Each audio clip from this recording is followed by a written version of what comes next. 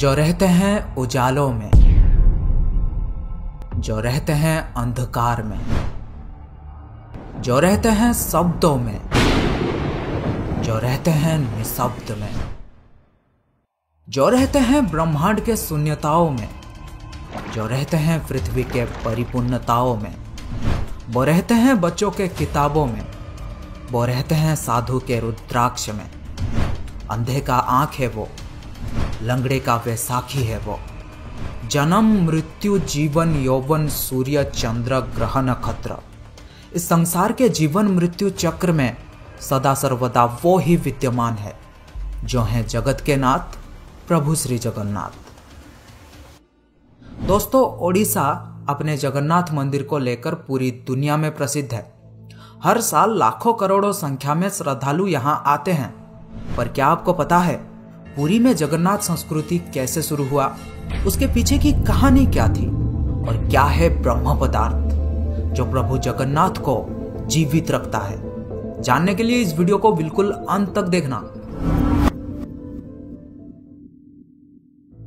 कहा जाता है कि मध्य भारत में इंद्रद्युम्न नाम के एक राजा रहते थे।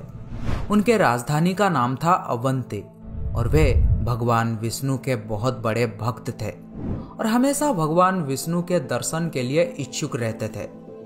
एक बार एक ऋषि घूमते हुए उनके महल में आ पहुंचे और कहने लगे, राजन, ओडिशा में भगवान विष्णु के भव्य रूप नीलमाधव को पूजा जाता है, लेकिन वो जगह ओडिशा के कौन से हिस्से में है ये आपको पता लगाना पड़ेगा। ये बात सुनते ही राजा इंद्रद्युम्न अत्यंत आनंदित हो उठे और तुरंत महल के मुख्य पुजारी के भाई विद्यापति को आदेश दिया कि वे ओडिशा जाकर नीलमाधव की खोज करें। राजा के आदेश अनुसार विद्यापति ओडिशा भ्रमण करने निकल पड़े। बड़े ही लंबी यात्रा के बाद जब विद्यापति ओडिशा पहुंचे तब उन्हें कुछ गुप्त चोरों के माध्यम से पता चलता है कि सबरों के मुखिया विश्ववासु एक गुप्त गुफा के अंदर नीलमाधव की पूजा करते हैं। ये बात सुनते ही विद्यापति विश्ववासु के सामने विनती करने लगे कि वे उन्हें देव पूजा की स्थान दिखाएं, लेकिन कबीले के सरदार ने साफ साफ इनकार कर दिया। विद्यापति उसी गांव में कुछ दिन के लिए रहने लगे। कुछ ही दिनों में उन्हें विश्ववासु के बेटी ललिता से प्यार हो गया और दोनों ने शादी भी कर ली। शादी के कुछ दिन बाद विद्यापति ने अपने पत्नी को नीलमाधव की सिर्फ एक झलक दिखाने के लिए अपने पिता को मनाने के लिए कहा। अब बेटी की जिद को देखते हुए आखिर विश्ववासु भी मान गए, लेकिन एक शर्त पर कि विद्यापति के आंखों में पट्टी बांधकर लिया जाएगा। पर विद्यापति बड़े ही चालाकी से अपने साथ कुछ सरसों के दाने ले गए थे और गुप्त गुफा तक पहुंचने के रास्ते को याद रखने के लिए रास्ते में सरसों के दाने गिराते गए। गुप्त गुफा में पहुंचने के बाद जब विद्यापति ने आंखों से पट्टी निकालकर नीलमाधव की दिव्य छवि को देखा तब वे उन्हें देखते ही रह गए। गुप्त गुफा से लौटकर विद्यापति ने राजा को सब कुछ बताया और राजा ने भी अपने प्यारे भगवान के दर्शन के लिए तुरंत निकल पड़े। लेकिन जब राजा इंद्रद्युम्न विद्यापति के साथ गुप्त गुफा में पहुंचे तब उन्हें वहां कुछ नहीं दिखा। नीलमाधव अंतर्ध्यान हो चुके थे। राजा निराश होकर महल में लौट आए, पर उसी रात को उनके सपने में जैसे देवलोक से कुछ संदेश आया था कि वे पुरी जाएं और लकड़ी के एक दारू को बाहर निकाले जो पानी में तैर रहा होगा। राजा ने भी इस संदेश का पालन किया और उन्हें पुरी के समुद्र तट में सच में एक लकड़ी का तना तैरता हुआ दिखाई दिया। लेकिन राजा के सेवकों के लाख कोशिशों के बाद भी कोई भी उस लकड़ी के दारू को उठा नहीं पा रहा था। अंत में कबीले के सरदार विश्ववासु के सहायता से उस दारू को महल में लाया गया, परंतु उस लकड़ी के दारू में से कोई भी कारीगर नीलमाधव की छवि तराश नहीं पा रहे थे। कहते हैं कि जब इस काम को करना नामुमकिन हो गया तब देवताओं के शिल्पीकार श्री विश्वकर्मा एक बूढ़े बढ़ाई के रूप में प्रकट हुए। उन्होंने राजा को भरोसा दिलाया कि वे मूर्ति निर्माण कर सकते हैं, लेकिन कुछ शर्त पर कि वे भगवान विष्णु के मूर्ति को 21 दिन में बनाएंगे और अकेले ही बनाएंगे और कोई भी उनके काम में बाधा ना डाले। राजा ने ये सभी शर्त मान लिया। लोगों को सिर्फ आरी, छेनी और हथौड़ी इत्यादि की आवाजें सुनाई देती थी। लेकिन 15 दिन बाद जब रानी को कोई भी शब्द सुनाई नहीं दिया तब वे घबरा गए। उन्होंने सोचा कि बूढ़ा कारीगर शायद भूख प्यास से मर गया होगा। इसीलिए रानी गुंडीचा ने दरवाजा खोलने के लिए राजा के सामने जिद किया।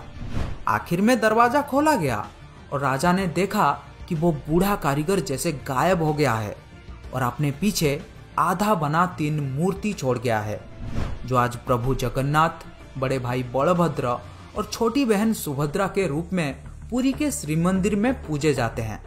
आपने देखा होगा जगन्नाथ के हाथ पैर आधा बना हुआ है, जिसका कारण यही बताया जाता है।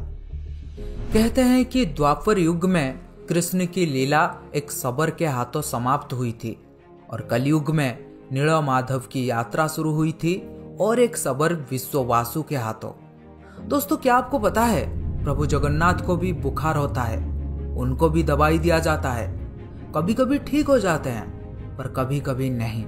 उनका पुनर्जन्म होता है जिसे कहा जाता है नवकलेवर, जो हर 8 साल, 12 साल या 19 साल में एक बार होता है। इन दिनों ओडिशा सरकार पुरी में अंधकार का ऐलान करते हैं और कुछ खास पुजारी आंखों में लाल कपड़ा और हाथों में लाल कपड़ा बांधकर पुरानी मूर्ति से कुछ रहस्यमयी चीज को निकालकर नई मूर्ति में लगा देते हैं, जिसे कहा जाता है ब्रह्म पदार्थ। ब्रह्म जो जीवन का प्रमाण देता है। जैसे प्रत्येक मनुष्य के शरीर में आत्मा होते हैं, उसी प्रकार प्रभु जगन्नाथ के शरीर में रहता है ब्रह्म या परमात्मा। यही कारण है कि प्रभु जगन्नाथ दुनिया के एकमात्र जीवित ठाकुर हैं। वो जो भक्तों के पुकार सुनता है, समझता है और इच्छाओं को भी पूरा करता है। ब्रह्म को लेकर हमेशा सवाल उठते हैं। भक्त हो या संत, खोज करता हो या शोध करता, हर कोई ब्रह्म के सच्चाई जानना चाहते हैं। लेकिन आपको बता दूं, आज तक किसी को भी नहीं पता आखिर ये ब्रह्म है क्या। कुछ लोगों के अनुसार ये श्री कृष्ण या बुद्ध के अवशिष्टांश हैं और कुछ लोगों के अनुसार ये एक तांत्रिक शक्ति या फिर एक पौरालौकिक शक्ति है और कुछ लोगों के अनुसार ये एक पवित्र आभूषण या फिर एक दुर्लभ पदार्थ है।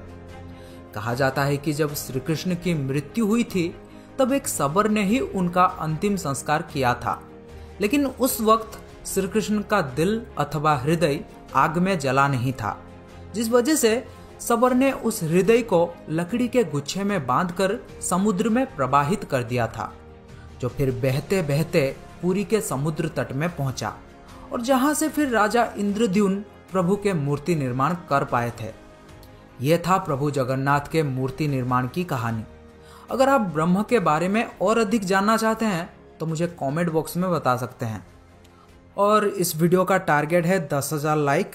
मुझे पता है आप लोग कर सकते हैं, तो जल्दी से लाइक कर दो और कुछ करो ना करो मुझे नहीं पता, लाइक करो जल्दी। Thank you.